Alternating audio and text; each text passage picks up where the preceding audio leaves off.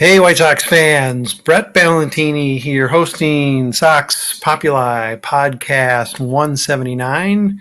Not really hosting anything because there's no one here to participate in the podcast with me. Go figure, the last time I did one of these all alone was on the precipice of a pandemic. And certainly not to compare those two situations, but it tells you a little bit about where the White Sox are right now, that no one actually wants to participate in this podcast with me because the White Sox are so ungodly, horrible. We have reached a moment where there's no way not to do a pretty immediate podcast, whether with a room full of 10 people or just by myself, because the White Sox, for the first time in 68 seasons, in almost exactly 68 years, are a losing franchise, meaning they have 9,581 wins and 9,582 losses.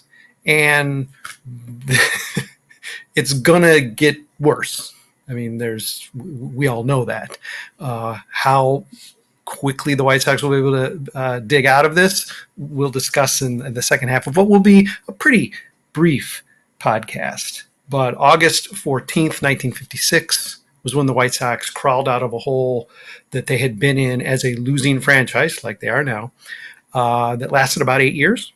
It's the only time in White Sox history the White Sox have been a losing team from the very start of their American League time. They won their first game. They never were even 500 that first season.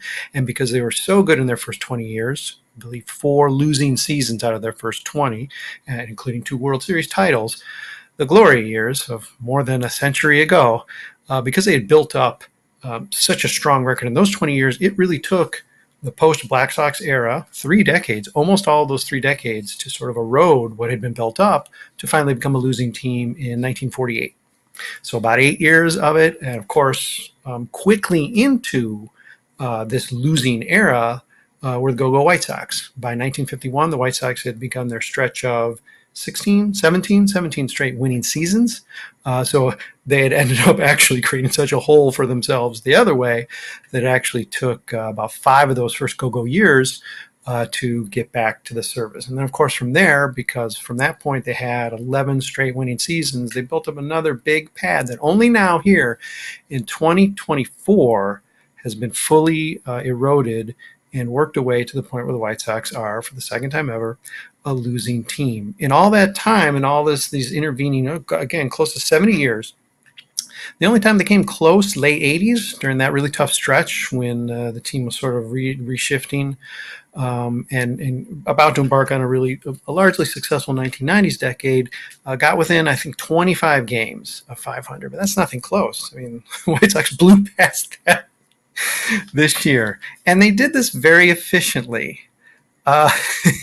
If on July 10th, the White Sox would have, if they didn't win another game, and here's the thing, since July 10, they've only won 1 game. So they did this almost as efficiently to fall into a all-time losing record as you could possibly do it. Basically, only it took 2 more games than they needed. They needed to become an all-time losing franchise. 24,833 days, almost to the day, 68 years, just short of that. So long ago that even our duty geezer Lee Allen would not have been a White Sox fan at the time. Not sure if he was a baseball fan at the time. He definitely wasn't a White Sox fan. Yet you would have to be, realistically, 75 years old right now or older and a lifelong fan to have witnessed, now for the second time, the White Sox being an all-time losing franchise. Jerry Reinsdorf was 20 years old in 1956 when the White Sox were last a losing franchise. His Dodgers were still in Brooklyn. So the team right now is 28-91, 63 games below 500. And again, it is August 10th. They have now, with this loss, it isn't just a monumental loss and become a losing franchise. This loss has actually leapfrogged them now into the second worst start. I know it's sort of funny to talk about starts when we're 119 games in, but that's how you measure a season, right? So it's not really a start, it's the season, but okay, we'll call it the start. It's the first 119 games of the season. This is the second worst start in Major League history. And the team they're trailing is the 1916, I believe, Philadelphia A's, who happen to be the worst all-time American League team. The White Sox pace. Philadelphia got a little bit better late in the season, better being relative. So their pace actually is equal right now to the worst AL team. If they play to their pace, they will tie for the worst American League record of all time, worst American League team. But right now, they're still a game and a half, just a game and a half behind that pace. It is conceivable that they become the team with the worst start in baseball history. And as it is, when you want to talk about any 122 game stretches, if you count, and this is cherry picking, but if you count the last 3 losses of last season, which is what's being done when you run these numbers, this is among the worst 122 game stretches of all time. I haven't run it exactly. You've seen me sending those messages out when it's not just start of the season, but any stretch in baseball history, usually over 2 seasons, but it could be still contained within a season. We're still talking about, I would say, fewer than 10 teams have ever had a stretch this bad. It could be as few as 7. It had gotten down to 7, and then the White Sox screwed up and went and won a game. So that sort of threw that off, I think, because this is a pretty relentless pursuit when you're talking about any stretch ever. The run differential isn't quite as horrifying as the record. Being 251 runs in the hole just puts the White Sox as the 9th worst start. Again, at this point, I guess 9th worst season of all time with that sort of run differential. White Sox are also 10 games worse than any White Sox team that's ever been. And as you well know, there have been some pretty bad White Sox teams. In this case, 1932 had the worst start ever through 119 games. They're actually 10 games better than the current incarnation of the White Sox. 43 games to go. In order to avoid becoming the all-time American League worst, the White Sox will need to go 11-32. In order to avoid becoming the worst White Sox team ever, and this is record, some games, some seasons 162, some 154, usually didn't even get that round a number. We'd have to go 25-18. So I can assure you the White Sox this is going to be the worst White Sox team ever, because there's no way the White Sox are going 25-18 to finish this season. To avoid the all-time record for White Sox losses, which is 106 in 1970, another horrible, horrible season, not the worst, winning percentage-wise, but certainly the most losses. 29-14. So it is a foregone conclusion that the White Sox are absolutely not going to win more than 2 games for everyone they lose the rest of the way. I don't care who their manager is, who they somehow claim on waivers. They will set the all-time mark in franchise history for losses. To beat the Mets, this Mets thing is tricky, 62 Mets, because it was a 162-game season, but they didn't play 2 games, so they only played 160 games. So I'm going to just say, in order to have more wins than the Mets ended up with, which is 40, the White Sox will have to go 13-30. Plausible. To beat out the Tigers, the 2003 Tigers? I believe so. Whatever that Tigers team was, forgettable, like so many Tigers teams are. In order to not have the worst 162-game season, where you played 162 games, again, the Mets are worse than these Tigers, the White Sox will have to go 16-27.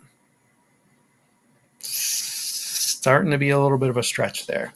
I will try to wrap up any other factoids I have. I'm going to take a quick break because, after all, we do like to get paid and appreciate your support. So we're going to take a minute away. On YouTube, I'm going to look especially odd because I won't even be able to smile at any guests. But in a minute, I'll be back to take a look at how the rest of the season is going to go and try to forecast whether or not the White Sox can make any of these marks I just ran down.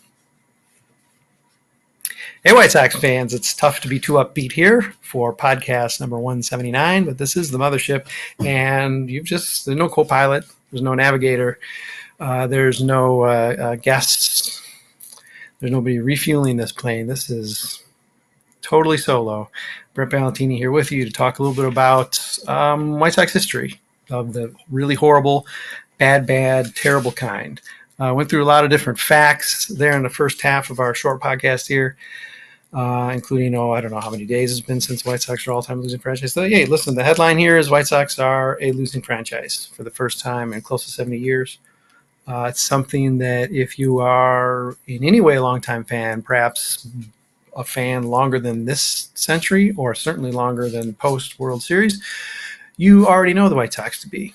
The White Sox have been consistently competitive, arguably consistently winning in some lifetimes, or at least conceivable lifetimes, the White Sox ran off a stretch of 17 straight winning seasons, which is pretty remarkable. In the Reinsdorf era, even, the team mostly held its ground. This Hahn rebuild, I think, sort of sunk Jerry Reinsdorf's legacy as a winning owner. White Sox have been worse than 500 under Reinsdorf for some time now. Not as long as you'd think, but I'd say a season or so. But now, Jerry, under Jerry's 4-decade tutelage of the team, he's managed to drag the White Sox into all-time losing. And there's some company. The Philadelphia Phillies are an all-time losing team. The Athletics are an all-time losing team. It's mostly populated with newer teams, post-expansion era teams. So there's not many teams that have been around since 1900 or 1901 that are all-time losing. Cubs even aren't. So if that doesn't insult you and make you feel bad, the Cubs are a winning all-time franchise. The White Sox no longer are. Right before the break, ran down some records the White Sox will have to have in order to outpace some milestones that they seem destined for. Clearly, they are not going to avoid becoming the worst White Sox team of all time. They practically already are. It's going to be very hard for them, even harder for them to avoid the all-time Sox losses mark. Neither of those things are going to happen. A couple of these we basically clinched. We don't need a magic number here. We basically clinched those. Some of the more horrifying and embarrassing all-time records Sox have a shot at, but let's see how realistically they do have a shot at that. We're going to trace the schedule. Haven't done this since, what was that weird 500 year? 2022, when we tried to project the last, I don't know if it was post All-Star break, it was at least the last 2 months of the season, tried to predict how each series was going to go to see how, well, at the time, when we started doing it, was a bunching of Cleveland, Minnesota, and the White Sox. Nobody seemed to want to win that division. So we tried to project. It seemed like the projections, I think, had a team winning maybe 85 winning the division. It was something pretty miserable. But both Minnesota and the White Sox managed to do much worse than that and sort of allow Cleveland to back into a division win. This is not going to be as fun to trace because the schedule isn't super favorable for the White Sox, and they need it to be extremely favorable, like playing the Charlotte Knights and Birmingham Barons and Kannapolis Cannonballers. And even then, I'm not sure that they would do what they need to do to avoid things like the worst American League record of all time. Yankees coming up starting on Monday. That's at home. You might think they might steal one of those, but Yankees are in a dogfight for the division. I don't think they're going to let one of those up. So let's say that's an 0-3. Then traveling to Houston, very much in a dogfight for playoffs, for division. Houston is unlikely to let up. That is probably an 0-3. The short road trip goes then to San Francisco, who are under the illusion, or are they really? I don't pay attention to any teams with the White Sox playing so poorly, so I certainly don't know how the Giants are doing, but I do think they are in some sort of fight for the playoffs, yeah. I'm marking that as an 0-3, but that is conceivable. You steal a win there. But, second half of what is a sort of a weird and tough road trip, let's make that 0-3. However, they come back home to Detroit, Detroit is pretty disappointing. They are certainly better than the White Sox. This is probably too aggressive, but maybe makes up for the fact that I've already picked them at 0-9. Let's say that's a split of a 4-game series, 2-2, 2 wins. Texas, hosting Texas. Texas isn't anything special, although they seem to have gotten hot recently. Well, this is another 2 weeks into the future, so I'd say the White Sox take 1 of 3 against Texas. That's 3 wins. Mets, hosting the Mets, end of a long homestand, maybe last long homestand of the year, I believe so. I'm going to say 0-3. They're in a fight. I don't know. They're a better team. 0-3. You go to Baltimore, 0-3. They're not going to not get swept by Baltimore in Baltimore. At Boston, I don't think Boston has much of a realistic chance, but they're also not going to roll over to the White Sox. But I will say 1 of 3. So they're 1-2 against Boston. Now we got 4 wins. And whatever. the first half of the rest of the season. Cleveland at home. Sox somehow played Cleveland really well this year, really well being relative, but relative to how bad they are, yeah, pretty well. Let's keep that going and say 1-2 against Cleveland, even though they are the class of the division. I don't know how that's going to happen. Law of averages has to catch up, but let's say 1-2. Hosting Oakland then. Oakland took them only 2 of 3 in Oakland. So let's reverse that. Let's say we're about the equal of Oakland, even though we're not. 2-1. Big homestand, 3 wins. In fact, that's a 500 homestand. That can't possibly happen, but we're just trying to, for argument's sake. Going to the LA Angels, Anaheim Angels, whoever you want to call them, the Riverside Angels. I don't know, they're nothing special. They're really bad, but it just seems like an 0-3. And going then to San Diego, who is in enough of a fight for the playoffs, they'll still be. The season's not over yet. They'll be in enough of a fight. I see that as another 0-6 short homestand, short road trip. Could be 1-5, but then again, maybe they'll never beat Cleveland again. Season ends up with 3 hosting the Angels, because you want to get all your Angels games in the latter half of September. Bad team, so 2 of 3. And then at Detroit, the thing here is they are going to be in jeopardy of displacing the Tigers as the worst 162 game team. The Tigers will have nothing to play for. The Angels certainly have nothing to play for. I'm not sure how many teams have something to play for here in the last 2 months of the season for the White Sox, but some teams do. Detroit certainly won't, but they're at home. I can imagine they would rather not be the team regarded as the worst in the last 70 years, 75 years, 65 years? Yeah, 65 years. Do your math. So I don't see them, rolling over. I don't see the White Sox on the road rising up and being inspired enough to sweep or even win 2. I'm going to give them 1 win. Seems reasonable, right? Maybe Javi Baez will have his 1 hot series of the whole season. Added that up, and that's 10-33.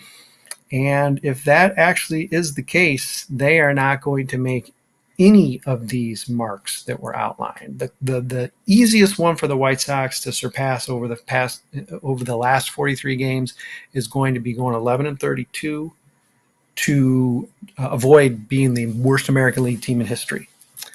And at 10-33, this would indicate they're going to be the worst American League team in history. So all the stuff just outlined, White Sox worst, all-time Sox losses, being worse than the 62 Mets, which of course is just the punchline, if you want to talk about a terrible team. And let's face it, they're an expansion team managed by a guy who was playing the role for comedy, as he probably should have, given the team he inherited, or the Tigers, the Tigers of 20-odd years ago, who were in one of their perpetual rebuilds. But then actually went somewhere. Stole a playoff spot from the White Sox just 4 years after this franchise low in 2006. Realistically, are the White Sox going to get better or worse in terms of their roster and their personnel? It doesn't seem like there's going to be a big change. The White Sox right now have arguably average pitching. I think it's below average, but maybe among White Sox annals, it might be close to average at 10 WAR, just in WAR terms. The offense is by far, it's got to be, this could be a major league worse. I haven't tried to run anything on that, but certainly by far a White Sox worse. White Sox have never had an offense or a pitching staff finish below replacement level, negative WAR, ever.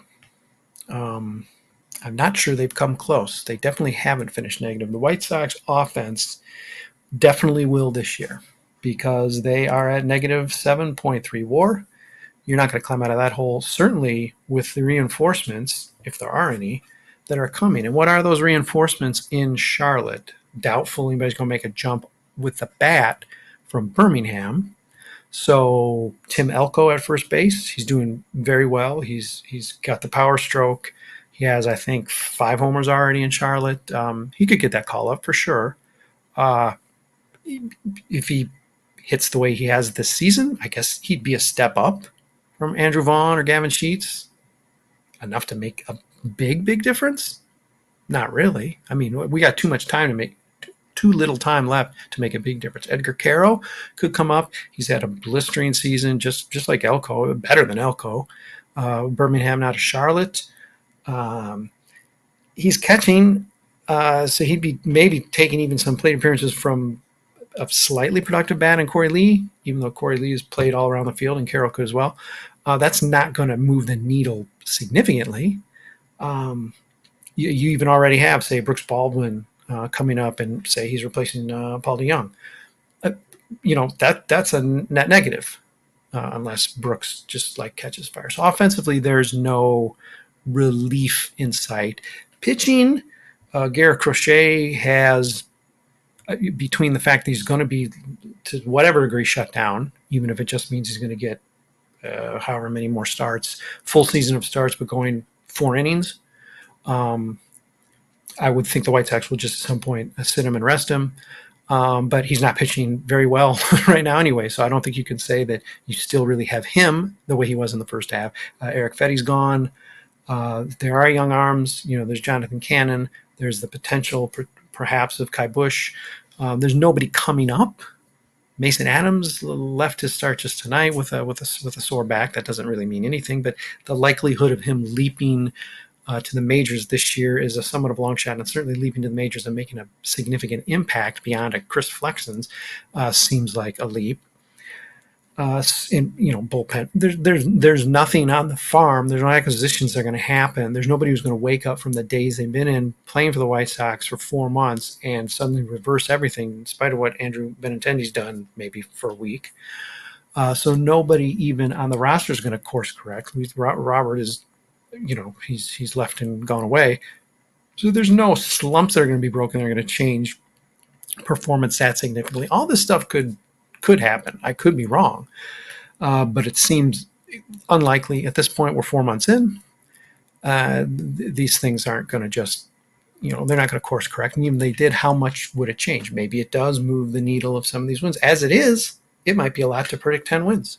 So I'm afraid we probably will. Hopefully I won't be doing it alone, but we will probably be having more White Sox bad history podcasting to come. Of course, that's probably been the last 2-3 years of podcasts, of course, but it's just getting worse and more dire and sadder. This is nothing any of us want to be talking about or reporting or writing about. Having to massage, even having to try to even uptalk.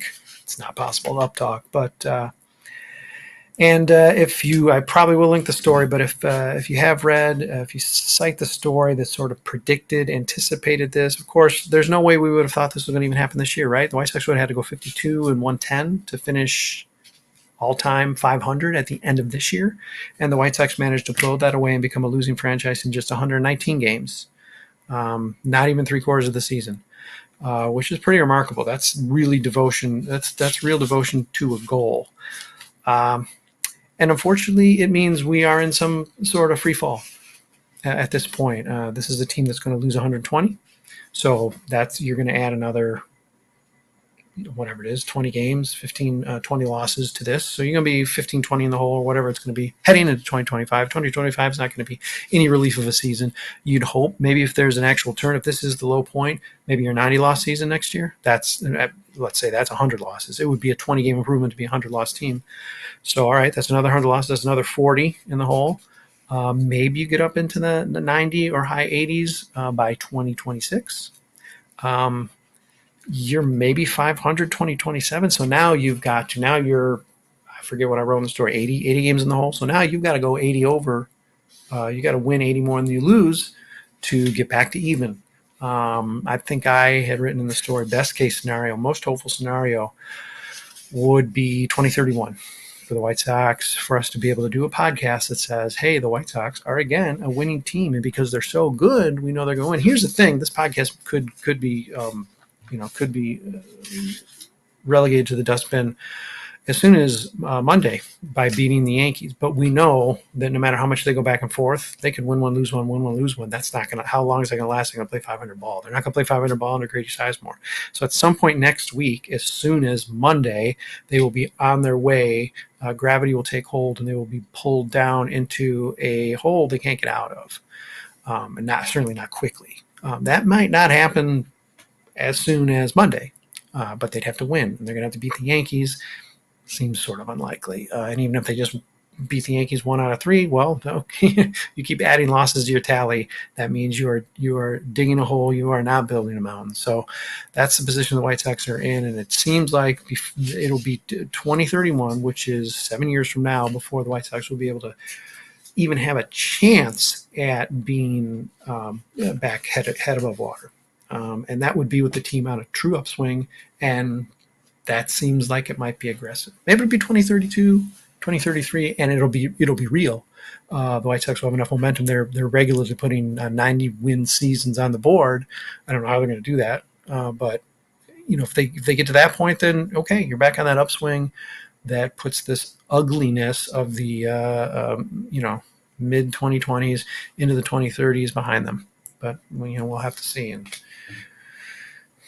who knows if there will be things called websites or podcasts or Brett Ballantini's by then. But thank you for spending a little time with me during this sad moment in White Sox history. Felt as sad as it is that it's necessary to commemorate. That's what we've done. Commemorate probably isn't the right word, but I do not have a better word for it. 9,581 wins, 9,582 losses, and unfortunately probably going to dig a pretty deep hole before it even begins to turn around, much less gets back to the surface. But fingers crossed it happens faster than we expect. Not sure how that's going to occur, but change ownership wouldn't be bad. Anyhow, thanks for listening, as always, for reading, for following along, for commenting. Appreciate your participation in any aspect of this, be it podcasts or writing or social media. Appreciate you being here and following this team during what is no doubt officially as dark, if not the darkest period in team history. Thanks for being along here with us, because it would be very scary if we were just alone in this dark room. So thanks for being here. We'll have another podcast that will probably not up talk either, but maybe there'll at least be a couple more yucks, or I'll at least have somebody to talk to next time around. But thanks for joining me for this half hour. And, I'd say go White Sox, but, I'd be lying through my teeth. Take care.